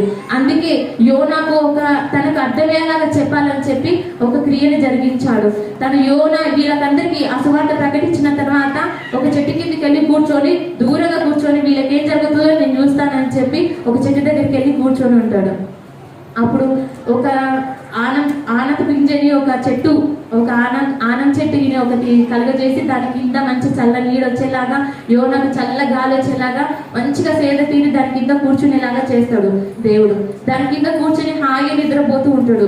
మళ్ళీ అంతలోనే ఆ చెట్టు ఒక పురుగు చేత అది వాడిపోయి అది చెట్టు మొత్తము వాడిపోతుంది, చనిపోతుంది ఆ చెట్టు. అంతలోనే తనకు వేడిగా పుట్టి ఏది ఇలా అయిందని చెప్పి ఆ చెట్టు మీద కోపం పుచ్చుకొని సంగుతూ గురుగుతూ ఉన్నప్పుడు దేవుడు అడుగుతాడు, ఎందుకు యోనా నువ్వు ఆ ప్రకారంగా ఉన్నావంటే ఈ ఎండ చేత వేడి గాలి చేత నా ప్రాణం నశించిపోయేలాగా ఉంది అని చెప్పి ఆ చెట్టు ఈ విధంగా అయ్యిందని చెప్పి తను ఎంతో బాధపడుతూ సంగుతూ గురుగుతూ ఉన్నప్పుడు నువ్వు విత్తలేదు, నువ్వు దానికి నీరు పోయలేదు, నువ్వేం చేయలేదు, అదంతా కదే పుట్టి అదంతా కదే పోయిన ఆ చెట్టు గురించి నువ్వు ఆ విధంగా విచారణ చేస్తున్నప్పుడు ఇంతమంది 1,20,000 కంటే ఎక్కువ ఉన్న జనాభా మొత్తము నశించిపోవడానికి దగ్గరికి వెళ్తున్నప్పుడు వాళ్ళ పాపముల చేత, వాళ్ళ క్రియల చేత, వాళ్ళ తెలియని ఆ స్థితిని చేత వాళ్ళు నశించిపోతున్నప్పుడు నేను వాళ్ళ గురించి విచారణ చేయకుండా ఉండగలనా అని చెప్పి అడిగాడు. ఆ విధంగా 1,20,000 మంది జనము రక్షించబడ్డా కూడా, యోన ప్రకారంగా రక్షించబడ్డా కూడా దేవుడు సంతోషించలేదు. ఎందుకంటే యోన తన ఇష్ట ప్రకారంగా వెళ్ళి అక్కడ అస్సలు సువార్త ప్రకటించలేదు. తను దేవుడి వల్ల ఇబ్బంది పడ్డాడు కాబట్టి దేవుడు ఆ ప్రకారంగా తనని ఆ మార్గంలో నడిపించాడు, బలవంతంగా నడిపించాడు కాబట్టి వెళ్ళి తను ప్రకటించాడు, కానీ తన ఇష్ట ప్రకారంగా ప్రకటించలేదు. ఆఖరికి చాప కడుపుల నుంచి బయటికి వెళ్ళి అక్కడికి వెళ్ళి సువార్త ప్రకటించినప్పుడు కూడా సరే నేను ఇంతసేపు నుంచి అయితే తప్పిదం చేసి నేను నా మార్గంలో వెళ్తుంటే దేవుడు నన్ను ఈ ప్రకారంగా తీసుకొచ్చి ప్రకటించేలాగా చేసిండు. ఇప్పుడైనా వాళ్ళు బ్రతకాలని చెప్పి కోరుకుంటా అని చెప్పి కోరుకోలేదు. కానీ ఏం జరుగుతుందో నేను చూస్తా దూరం నుంచి అని చెప్పి దూరంగా వెళ్ళి కూర్చొని చూశాడు. అలాంటి హృదయం మనకు కలిగి ఉంది, కానీ దేవునికి మాత్రం అలాంటి హృదయం కలిగి లేదు. ఈ లోకంలో మంచివారు, చెడ్డవారు, పాపాలు చేసిన వాళ్ళు, నరహత్య చేసిన వాళ్ళు ప్రతి ఒక్కరు రక్షించబడాలని కోరుతున్నాడు తప్ప ఏ ఒక్కరు నశించిపోవద్దని కోరుతున్నాడు. అదే హృదయం మనం కూడా కలిగి ఉండాలని దేవుని బిడ్డ మనం చేస్తున్నాను. ఈ కొద్ది వాక్యం దేవుడు దీవించి ఆశీర్వదించున్నాను. హల్లెలూయా. ఎందుకు యోనా ఇష్టపడలేదు? ఆ నినివే పట్టణము అది అక్కడ దూరంగా కూర్చొని ఎందుకు చూస్తున్నాడు? అది నాశనం అయిపోవాలి. ఎందుకంటే చాలా భయంకరంగా ఇశ్రాయేలు ప్రజలు ప్రయాణం చేసేటప్పుడు ఆ నీనేవే పట్టణస్తులు వెనక ఉంటారు కదా, బలహీనులు కానీ తొందరగా నడవలేని వాళ్ళు ఉంటారు కదా, వాళ్ళు వెనక చిన్నగా నడుస్తుంటే వెనక వచ్చేసి వాళ్ళందరినీ చంపేస్తారు. ఇశ్రాయేలు ప్రజలు చాలా మందిని చంపేస్తారు నీనేవే వాళ్ళు. బలహీనులు వెనక నడవలేక చిన్నగా నడిసే వృద్ధులు కావచ్చు, పిల్లలు కావచ్చు, ఎవరైనా కావచ్చు, వాళ్ళందరూ చిన్నగా నడుస్తున్నారు, హుషారుగా నడిచే వాళ్ళు ముందెళ్ళిపోతున్నారు. అందుకని యోనాకి చాలా కోపం అన్నమాట నీనేవే పట్టణస్తులంటే. అందుకనే వాళ్ళు రక్షించబడటం యోనాకి ఇష్టం లేదు. ఎందుకంటే ఇశ్రాయేలు ప్రజలు వాళ్ళు అంతగా బాధ పెట్టారు, అంతగా హింసించారు. కానీ తర్వాత అప్పుడు మారుమనుకుంటారు, కానీ తర్వాత మళ్ళీ నహూము చదవండి, నహూములో ఉంటారు, మొత్తం మళ్ళీ నాశనం అయిపోతుంది. నీనేవే పట్టణం అంతా కూడా ముంచివేయబడి నాశనం అయిపోతుంది. అప్పుడు మారుమనసు పొందారు, మరి తర్వాత వాళ్ళు పొందలేదేమో, ఆ పట్టణం మొత్తాన్ని నాశనం చేస్తారు. హల్లెలూయా. 6వ మాట,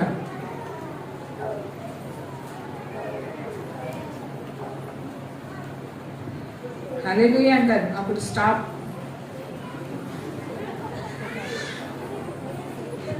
హల్లెలూయా. అందరు కూర్చుంటారేమో 4 గంటల దాకా. మీ అయ్యగారు 1 గంట, టైం 2 గంటలు. గంట మీ అయ్యగారు 2 నుంచి 3 వరకు 4 దాకా కూర్చుంటారేమో. అందరూ హల్లెలూయా చెప్పండి. హల్లెలూయా. 4 గంటల వరకు కూర్చునే వాళ్ళు అందరూ హల్లెలూయా చెప్పండి. మాకేం అవసరం లేదు, 3 గంటల వరకే స్టాప్ చేయడం వాళ్ళు హల్లెలూయా చెప్పండి ఒకసారి. 4 గంటల వరకు ఉంటారు అన్నమాట. అందరూ చెప్పాలి హల్లెలూయా. మంచిది. మీ అందరికీ నా హృదయపూర్వక వందనాలు, సమయం ఇచ్చిన అమ్మగారి గారికి వందనాలు. ఈరోజు గుడ్ ఫ్రైడే రోజున దేవుడు మనకు 7 మాటలు, ఎంతో శ్రేష్టమైన మాటలు. ఆ 7 మాటలు అవి ఎలా చెప్తాడు దేవుడు అంటే, ప్రాముఖ్యంగా ఇప్పుడు ఆయన 3.5 సంవత్సరాలు ఆయన జీవితంలో చేసినవన్నీ అవి ఎంతో ప్రాముఖ్యమైన, ఇంకా మరి ముఖ్యమైన ప్రాముఖ్యం ఏంటంటే సిలువలో ఆయన చెప్పే మాటలు 7 మాటలు ఎంతో ప్రాముఖ్యమైన మాట. దాంట్లో ఇప్పుడు మనము ఇప్పటివరకు 5 మాటలు చూసాం కదా. ఇప్పుడు 6వ మాట ఏంటంటే యోహాను సువార్త 19వ అధ్యాయము 19:30. యేసు ఆ చిరక పుచ్చుకొని సమాప్తమైనది అని చెప్పి తల వంచి ఆత్మను అప్పగించాడు. ఇక్కడ మనకు 6వ మాట ఏంటిది? సమాప్తమైనది. సమాప్తమైనది అనే మాట ఎప్పుడు చెప్పబడు అంటే చీకటిలో అంటే మొదటి 3 మాటలు అప్పుడు చీకటి కమ్మలేదు, 4వ మాట నుంచి చీకటి కమ్మిందంట. అంటే ఈ మాట ఎప్పుడు చెప్పారంటే చీకటిలో చెప్పాడు అన్నమాట. అంటే ఆ మాట లూకాసు మధ్య సువార్తలో ఉంటుంది. మధ్యాహ్నం మొదలుకొని 3 గంటల వరకు ఆ దేశం అంతా కూడా చీకటి కమ్మింది. ఆ చీకటిలో దేవుడు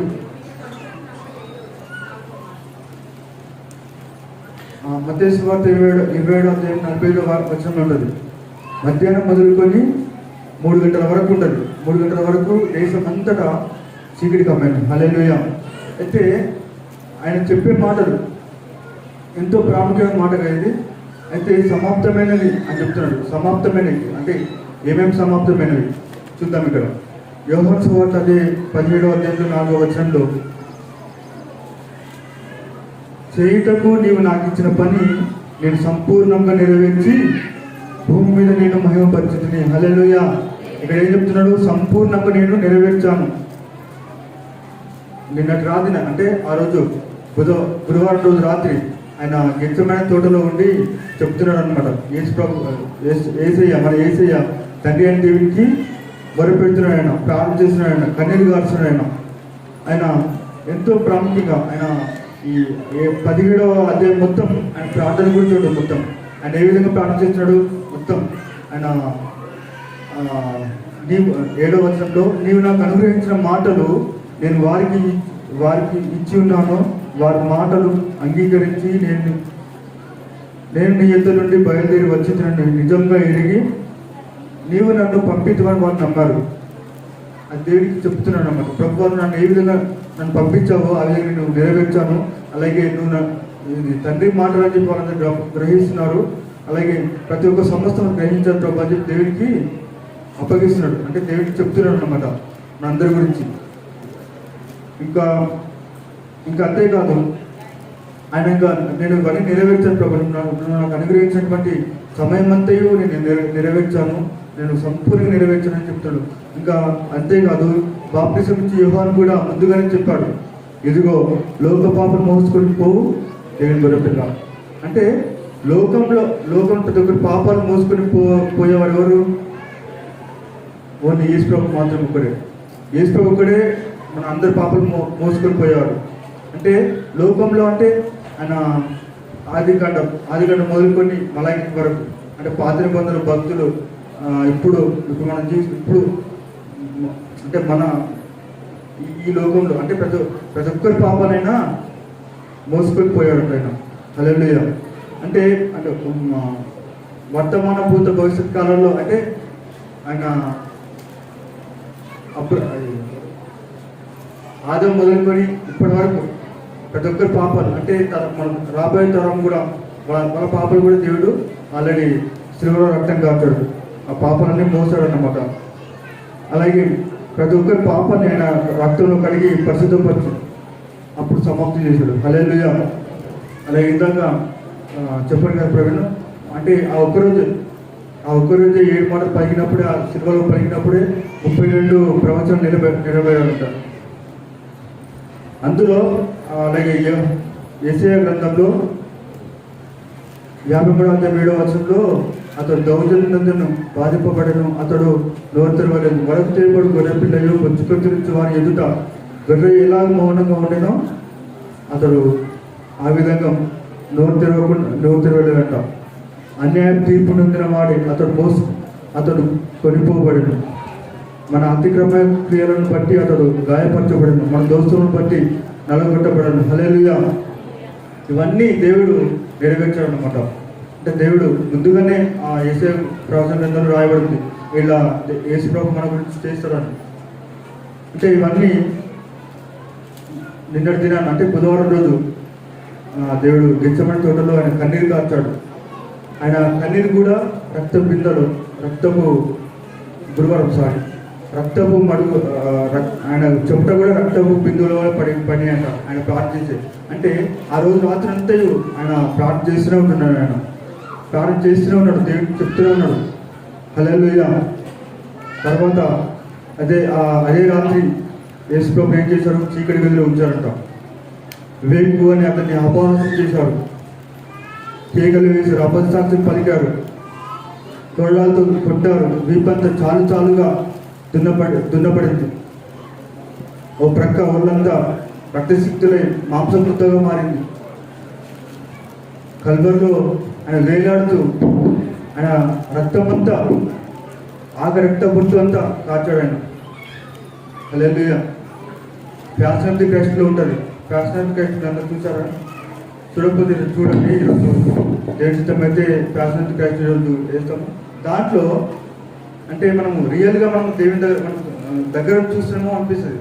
అంటే అంత ప్రాముఖ్యమైన అంత మనకు బాధ అనిపిస్తుంది అనమాట. అంటే దేవుడు ఆ విధంగా చేశాడు అనమాట. హల్లెలూయా. ఓ ప్రక్కన ఇంకా తలలో ముళ్ళు, అరచేతుల్లో మేకులు. ఎవరి కోసం ఇవన్నీ? మనందరి కోసం, నీ కోసం, నా కోసం ఇవన్నీ దేవుడు చేశాడు అన్నమాట. ఇంకా వారి ఇంకా నాట్యం ఆడారంట, ఇంకా నడివీధిలో పాలు చేశారంట వాళ్ళు. ఇంకా యెషయా అదే 53వ అధ్యాయంలో 2వ వచనం ఉంటుంది అన్నమాట. ఇక్కడ ఏముంటుంది? 10,000 మందిలో ఆయన అతి సుందరుడైన మన ప్రభు యొక్క దేహంతో రూపిగా మార్చబడ్డాడు. ఇంకా ఆయన సొగసైన లేదు, స్వరూపం లేదు. మనం ఆయన చూసి అపేక్షించినట్లుగా అతి సుందరుడైన మన యేసయ్య మనందరి కొరకు రూపిగా మార్చబడ్డాడు. హల్లెలూయా. కల్వరి శిలువలో పలికిన 7 మాటలు ఆ గొల్గొతా కొండపైన ఆ శపించబడిన మ్రానుపైన వేలాడాడు ఆయన. ఆ దర్శనం మనందరికీ మనం ఎవరు మర్చిపోకూడదని అంటే పదే మనకు దేవుడు గుర్తు చేశాడు అన్నమాట. మనము ప్రతి ఆదివారం అంటే నెలకు ఆదివారం మనం బలలో పాలు పొందుతాం కదా. ఎందుకు అంటే యేసే మనము జ్ఞాపకం చేసుకోవడానికి, అంటే నన్ను జ్ఞాపకం చేసుకోవడం అంటాడు. హల్లెలూయా. మనం కూడా ఆయన చిత్తం నెరవేర్చాలి. అంటే యేసయ్య తండ్రి చిత్తం నెరవేర్చాడు కదా. అంటే ప్రభు తండ్రి చిత్తం నెరవేర్చి సమాప్తం చేశాడు. అదేవిధంగా మనం కూడా మనము ఆయన చిత్తం నెరవేర్చాలి. మనం ప్రతిరోజు అంటే ఆయన చిత్తం ఏమేమి ఉన్నాయి, యేసు ప్రభు ఏం చేశాడు, మనం కూడా అదే విధంగా మనం నెరవేర్చాలి. పౌలు భక్తుడు కూడా ఏం చేస్తాడు, పౌలు భక్తుడు కూడా ఆయన యేసయ్య చిత్తం నెరవేర్చాడు. ఆయన మంచి పోరాడితే నా పరుగు కడముట్టించిందని చెప్తాడు ఆయన. అంటే అదేవిధంగా అంటే పౌలు లాంటి వాళ్ళు కూడా చాలామంది ఎంతోమంది భక్తులు కూడా వాళ్ళు దేవుని చిత్తం నెరవేర్చారు. హల్లెలూయా. ప్రపంచంలో మానవాళి ప్రతి ఒక్కరి గురించి ప్రతి ఒక్క పాపాన్ని విడుదల చేయడానికి ఆయన సంపూర్ణమైన చిత్తం నెరవేర్చాడు ఆయన. హల్లెలూయా. ఎందుకు ఈ మాట ప్రాముఖ్యమైన అంటే చనిపోయే ముందు చాలామంది ఎవరైనా సరే చాలా ప్రాముఖ్యంగా చెప్తారు ఎవరైనా. అంటే మన యేసయ్య కూడా చనిపోయే ముందు ప్రాముఖ్యంగా చెప్తారు అన్నమాట. యేసుక్రీస్తు కూడా ఈ మాటలు చెప్తారు అన్నమాట. ఆయనలో ఉన్న రక్తం అంతా అయిపోయింది. 7 అంటే చివరి స్థితిలో కూడా ఈ మాటలు సమాప్తమైన అని చెప్పాడు అన్నమాట. సమాప్తమైన నెరవేర్చడం ముందు ఆయన గెచ్చమని తోటలు ఏం చేశాడు, ఆయన వేదన పడ్డాడు. తండ్రి చిత్తం జరిగే విధంగా కన్నీరు కార్చాడు ఆయన. కానీ తండ్రి ఆయన చేయి విడిచాడు. ఆయన చేయి విడిచినాక యేసు ఊరిగా ఉన్నాడా? లేదు, తండ్రి చిత్తం నెరవేర్చాడు ఆయన. తండ్రి ఇది నీ చిత్తమే కాబట్టి అని చెప్పి తండ్రి చిత్తం నెరవేర్చాడు. అలాగే మనం కూడా తండ్రి చిత్తం నెరవేర్చే విధంగా మనం ఉండాలి. హల్లెలూయా. అంటే ఇందాక అమ్మగారు చెప్పారు కదా, అంటే మనలో నేను అనేది సిలువ వేయబడాలి. నేను అనేది సిలువ వేయబడినప్పుడు తండ్రి చిత్తం మనం నెరవేర్చాం అన్నమాట. మనలో ఏ విధమైన గర్వం ఉండకూడదు. అది ఎవరైనా ఇందాక చెప్పబడింది కదా, దానియంతో నెబుకద్నెజరు తన మనస్సులో గర్వించాడంట ఆయన. అంటే మనం మనస్సులో గర్వించినప్పుడు ఏమవుతుంది, దేవుడు తీసి పడేస్తాడు. అంటే బయటకు రావడం అవసరం లేదు. అంటే ప్రతి ఒక్క మనసును ఆయన చూసిన దేవుడు కాబట్టి. హల్లెలూయా. నేను అనేది సిలువ వేయబడాలి. మనలో మన ప్రతి ఒక్కరు ఎట్లా ఉండాలంటే ప్రతిరోజు ప్రభువా నేను నీ చిత్తమే ఉంటాను ప్రభు, నీ చిత్తం జరిగించాలి ప్రభు, నా గురించి ఏ విధంగా కల్వరి శిలువలో రక్తం కార్చవో నేను నిన్ను నేను నడవడానికి సహాయం చేయ ప్రభు. అంటే మనం ప్రార్థన చేసినప్పుడు దేవుడు మనకు సహాయం చేస్తాడు. ఇప్పుడు గెచ్చమని తోటలో యేసు ప్రభు తండ్రిని అడిగినప్పుడు, తండ్రితో ప్రార్థన చేసినప్పుడు ఆయనలో బలం అనేది లేదు. ఒక దేవదూత వచ్చి ఆయన బలపరిచాడంట. దేవదూత వచ్చి ఆయన యేసు ప్రభు బలపరిచాడు. మరి మనం బలపరచలేడు దేవుడు. అంటే మనం దేవుని తండ్రి చిత్తాన్ని పెట్టి మనం అడగాలి, ప్రభు ఏదైనా సరే నీ చిత్తం ప్రభు, నీ చిత్తాన్ని మనం నడిపించు ప్రభు. హల్లెలూయా. నీ కొరకు నేను వాడబడాలి ప్రభు అని ప్రార్థన మనం అందరం. అంటే యేసు ప్రభు అంటే సమస్తాన్ని సిలువలో అన్ని చేసి చూపించాడు. మొదటి మాట మొదలుకొని 7వ మాట వరకు అన్ని నెరవేర్చాడు ఆయన. సంపూర్ణంగా నెరవేర్చాడు. ఏ ఒక్క మాట కూడా వదిలిపెట్టలేదు. అంటే 3.5 సంవత్సరాల్లో ఆయన ప్రసంగించాడు. అలాగే అనేకమైన శిష్యులను కూడా తీసుకున్నాడు. ఆయన వెంబడించే విధంగా తీసుకున్నాడు. అంటే ఆయన మాటలు కూడా తండ్రి చెప్తున్నాడు మాటల విధంగా ఉన్నాయి. ఆయన మాట ఆయన సొంత చిత్తంగా చెప్పలేదు. ఆయన తండ్రి ఏ మాట చెప్తాడో ఆ మాటలే అందరికి అందించాడు. ఇప్పుడు కూడా ఆయన మాటలు అక్కడే ఆగిపోయినాయా? 2000 సంవత్సరాల క్రితం ఆయన సిలువలో మరణించాడు కదా, అక్కడే ఆగిపోయినాయి మాటలు?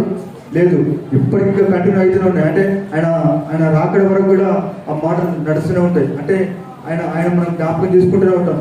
హల్లెలూయా. ప్రభు యొక్క వాక్యం జీవించాల్సిన హల్లెలూయా.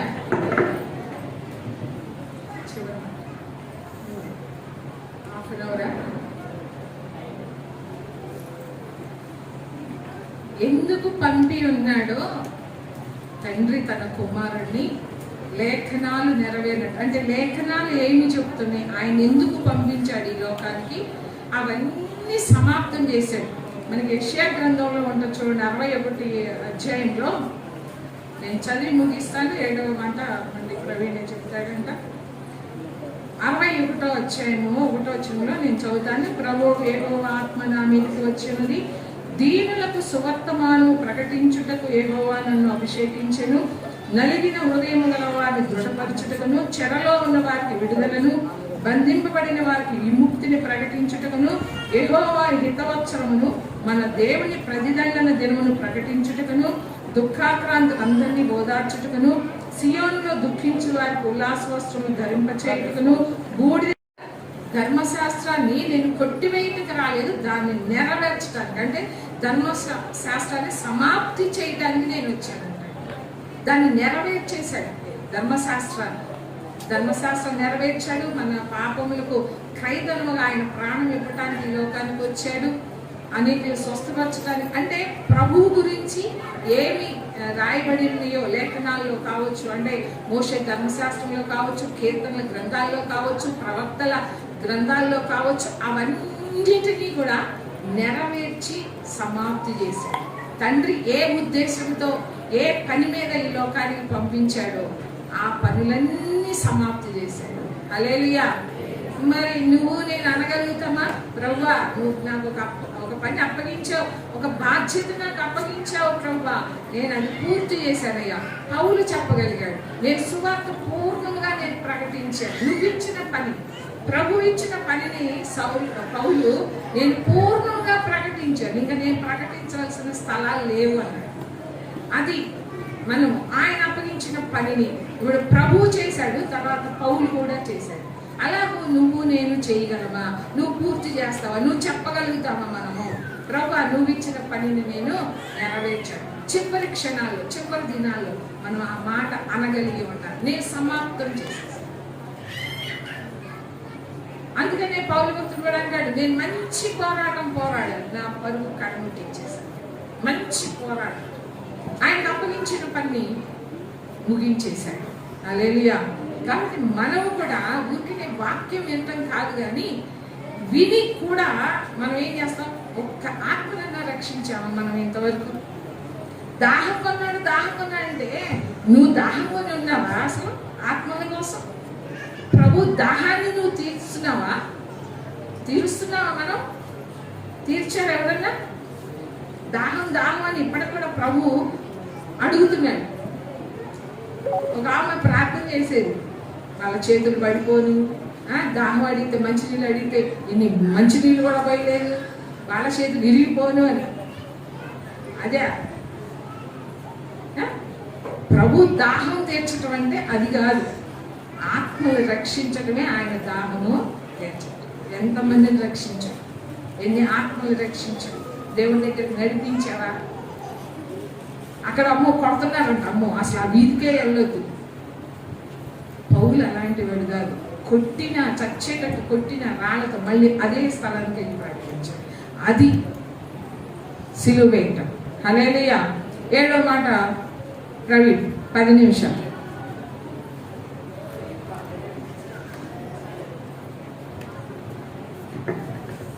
అందరికి వందనాలు. చివరి మాట లూకాసు వార్త 23వ అధ్యాయము 46వ వచనం. అప్పుడు యేసు గొప్ప శబ్దంతో కేక వేసి, తండ్రి నీ చేతికి నా ఆత్మను అప్పగించుకొనుచున్నానను ఆయన ఇలాగ చెప్పి ప్రాణం విడిచెను. హల్లెలూయా. మాట చెప్పడానికి ముందు ఎన్ని మాటలు? 6 మాటలు. మొదటి 3 మాటలేమో ఇతరుల గురించి చెప్పాడు. మొదటిది ఏంటి?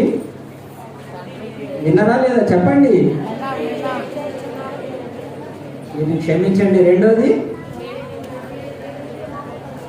నేడు నీవు నాతో కూడా పరదేశంలో పక్కవారి గురించి మాట్లాడు. 3వ మాట,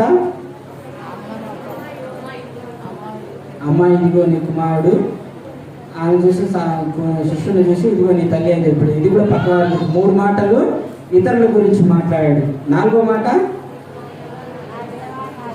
నా దేవా నన్ను ఎందుకు చేయి విడిచింది, తన గురించి మాట్లాడు, తన వేదన గురించి మాట్లాడాడు. 5వ మాట, నేను దప్పికొంచున్నాను, అది కూడా తన గురించే మాట్లాడు. 2 మాటలు తన గురించి మాట్లాడు. 6వ మాట, సమాప్తమైనది, నేను ఈ లోకానికి వచ్చిన పని, ఈ లోకంలో జయాన్ని పొందుకున్నాను, జయమైన మాట మాట్లాడాడు. 7వ మాట ఏంటి? తండ్రి నీ చేతికి నా ఆత్మను అప్పగించుకుంటున్నాను. ఇప్పుడున్న పరిస్థితులు ఇప్పుడే కాదు ఎప్పుడైనా కానీ ఒకరు ఒకరి కొరకు ప్రాణం పెట్టడం అనేది సాధ్యమైన పని కాదు. ఒక తల్లి ఒక కుమారుడు చనిపోయాడంట. కుమారుడు చనిపోతే ఆ అబ్బాయి దేవుని అడిగాడంట, దేవా నన్ను ఎందుకు చంపేశావు, నేను అడిగితే నువ్వే